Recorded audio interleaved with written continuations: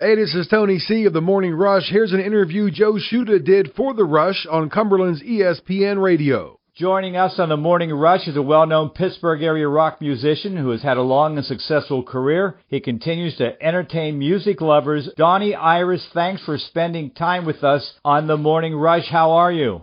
I'm great, brother. How you doing? Another day in paradise. What can I say? Yeah, me too, man. First of all, musicians, actors, actresses, professional athletes, they all entertain fans. What is it about what you do that really gives you such satisfaction? Tell you what, when you get up there, brother, and it's like, all the fans are out there and they're ready for some fun, it just pumps you up. And that's basically what keeps us going. It's like a shot of, I don't know, man. It really gets us fired up, and it never goes away. It's just something that's been there and it'll never go away. I'm getting up there in age pretty good, and it's still fun doing it, man. Do you ever look out there and say, I can't believe I'm doing this? It's like a dream come true, all these people that are here, and they're watching me. Absolutely, man. I can remember seeing Chuck Berry on TV, but he was like 60, all right? I'm watching and I'm thinking to myself, there's just no way I'm going to be up there when I'm 60 years old. 60 came and passed, and so did 70, so I was totally wrong, man. Once you're in it, you're in it. Donnie Iris joins us on the Morning Rush. You've had Billboard hits, toured the country. You're known throughout the music industry. From all accounts, you're really a humble, down-to-earth guy. Where did you learn that? And you continue doing that. So many guys have this, I'm so great. How have you maintained that being humble? Well, you know what, man? It's just the way I am, and all the guys in the group are the same way. But just like everybody else, really, we just do something different than they do. We entertain them, and I adore my fans. I have no problem after the shows going out front and taking pictures with people and signing autographs. That's just the way the band's always been. So I don't know. I mean, I don't get it when some of these guys are the way they are with who they think they are. The one thing is that with musicians and any type of entertainer, there's a lot of hard work also. There's a perception that life is really great. You just show up for the show and that's it. There's a lot of work involved, isn't there? Yeah. Especially when you're in the studio, you're writing songs and you're trying to get everything to sound good. And, that's a lot of work. It's satisfying work for sure. But yeah, I mean, that part of it is grueling at times. But once they're done and once the records are complete and then we go out and play them for people, that's when it just becomes a real joy. What about writing a song? Does an idea come to you and then putting it together? How tough is that? Have you had times when you have a great idea and it just won't come together and other times when it's easy? Yeah, I mean, we write songs. They come out differently. Not every song goes down the same way. Like once in a while, there will be times when Mark will come up with an idea. And in fact, he does that a lot. He'll get ideas in his head, come to the studio with at least semi-complete songs. And then there's times when we're in the studio where we start jamming and see what happens. And after the jam, after we think we have a pretty good track down, then we'll write a song that goes with the track. So I mean, it's all different kinds of ways. Like when we wrote Leah, we sat around at the piano, Mark and I, and probably within a couple of days, we had the song written. But it's not always like that. It's just each song is its own entity, really.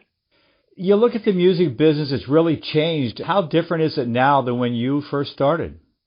Oh, man, it is different. When we started, it was getting the songs, getting everything ready, presenting them to a record label, trying to get the label to back you up, get the songs on the radio. And nowadays, I mean, it's just like a lot of the stuff is coming through on social media, and it wasn't like that when we had our successes in the early 80s. So, yeah, it's a totally different ballgame now. There are all types of musicians. Why do you think you made it and so many who are really good musicians don't get a break and didn't make it?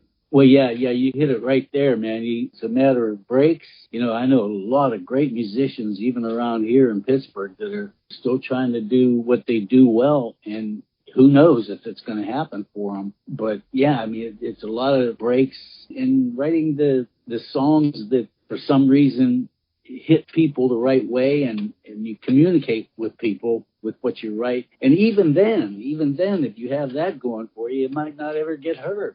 So yeah, it's a struggle, and I know what you mean. It's just one of those things that a lot of luck is involved, being in the right place at the right time. Those things all matter. Donnie Iris joins us on the Morning Rush. You performed at numerous sporting venues singing the national anthem. I always cringe. I'm afraid that the singer's going to forget the words. They're going to be off key. What's the key to that whole thing, and how do you do that? That's a good one, man. I've done it several times for the Steelers, the Penguins, the Pirates. Well, I tell you what it is. For some reason, man, I've never had a problem with the lyrics. And sometimes they will put them up on the Jumbotron there, so you don't really have to worry about it. But on the times where they're not up there, I know what you mean, man. Oh, my God, if I forget or if something happens, you go blank or whatever. But fortunately, that's never happened. And as far as singing the song, people say that it's a tough song to sing, and it is if you're not in the right key. If you try to start the song in a key that's above your range, you're going to struggle. But if you do it in the right key that fits your voice, it's actually a cool song to sing. Where you live, you're sort of at that line between Cleveland and Pittsburgh, and so you're a fan of the Pirates, Steelers, Penguins, or what about the Browns? Well, you know what? Throughout the years, I've always been a Pittsburgh fan, so for as far as Cleveland was concerned, it was just a huge rivalry. But I've got so many friends in Cleveland, it's kind of like, I can remember we would watch Steelers-Browns games together, and it'd be kind of like tough to scream and shout when your team scored a touchdown with your buddies right there rooting for the other team. But we used to have a lot of fun doing that. But yeah, I mean, it's just a rivalry, and it seems to have sparked again after so far what's happened this year. But yeah, I mean, it's just a football rivalry as far as I'm concerned. And like I say, most of my business, most of the stuff that we've ever done has been with Cleveland people. Well, what about the Pirates? Are they going to turn it around? Oh, my God, who the heck knows? I don't have any idea. I mean, I used to be a huge Pirates fan when, especially during the time where they, won World Series. I remember going to the series games in Pittsburgh, got tickets to go. It's just been so long since that's happened. I hope they turn it around because I'm still a huge fan and love going to a baseball game. A night game in your T-shirt or whatever. It's just a wonderful thing to do. I hope that they can just get it together this coming year.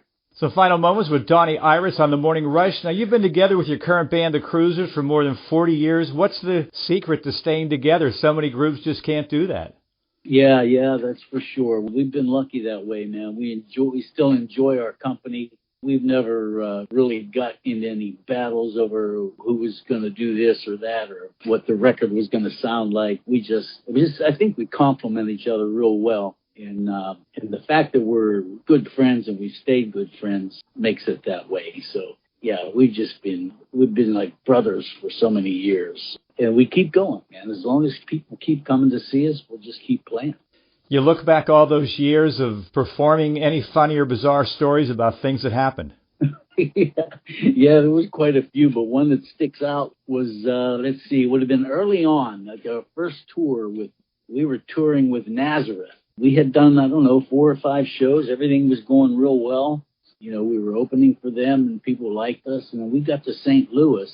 And I tell you, man, I talked to our road manager, and he came over to me and said, man, I don't know about this gig. This doesn't look like it's supposed to.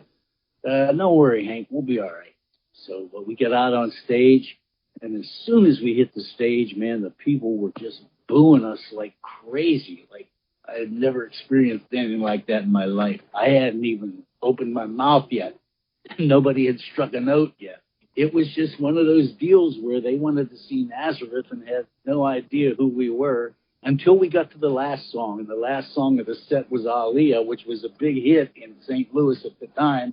And I can remember seeing everybody looking at each other and say, oh, yeah, I know who these guys are. And they finally gave us some applause at the end. But they hated us at the beginning, man. It was awful. Finally, Donnie, what's the future for you? Well, we're going to keep playing. Like I said, Joe, it's a matter of loving what we do and the fact that the people are still coming out. We're going to keep going until that stops. And hopefully at some point we can get back into the studio and maybe do some more things, just basically for the hardcore fans. Well, I'm going to borrow from the lyrics of Love is Like a Rock. You can't depend on your teacher. You can't depend on your preacher. You can't depend on politicians, but you can depend on Donnie Iris. Thanks for joining us. Joe, thanks, man. I appreciate it.